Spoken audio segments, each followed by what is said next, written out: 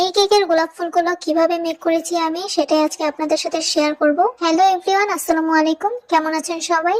আশা করি সবাই অনেক ভালো আছেন। আচ্ছা, আপনাদেরকে একটা কথা বলে নেই, আমরা কিন্তু কোনো ধরনের বার্থডে বা অ্যানিভার্সারি কেক সেল করি না, এবং আমাদের পেজে হ্যাপি বার্থডে এবং হ্যাপি অ্যানিভার্সারি কিছুই লেখা হয় না।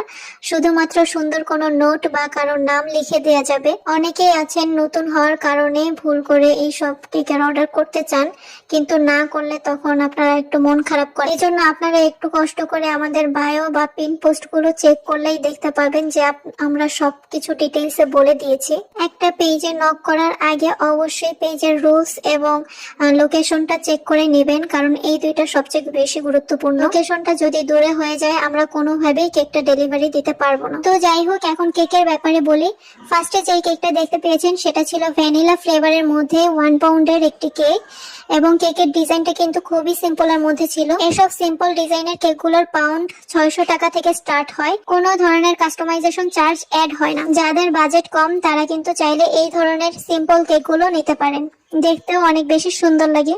ভিডিওর কেকটা ছিল চকলেট ফ্লেভারের কেক, এবং কাস্টমার আমাকে কোনো ধরনের ডিজাইন সিলেক্ট করে দেয়নি, যার কারণে আমি নিজে থেকেই ভাবলাম এই ডেকোরেশনটা করে থাকি। এই ডেকোরেশনের কেকগুলো কিন্তু দেখতে খুবই সুন্দর হয় এবং অনেক বেশি আইসুদিং লাগে।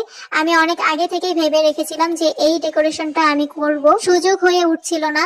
যেহেতু আজকে ক্লায়েন্ট কোনো ডিজাইন দেয়নি তাই সুযোগটা কাজে লাগিয়ে ফেলেছে। এই কাজগুলো প্যালেট নাইফ দিয়ে করতে হয়, কিন্তু যেহেতু আমি বিকল্প রাস্তা জানি সেহেতু আমি কেন শুধু শুধু টাকা নষ্ট করে প্যালেট নাইফ কিনতে যাব।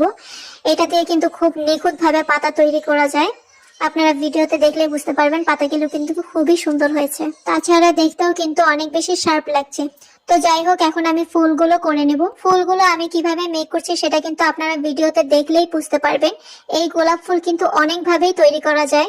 এক একটা ডিজাইনের গোলাপ ফুল দেখতে এক এক রকমের সুন্দর লাগে। আমি এখানে ছোট ছোট কয়েকটা গোলাপ ফুল করে নিয়েছিলাম। সামনাসামনি কেকটা দেখতে অনেক বেশি সুন্দর হয়েছিল, মাশাআল্লাহ। তো এই তো কেকের ফাইনাল লুকটা কেমন হয়েছে অবশ্যই কিন্তু জানাবেন।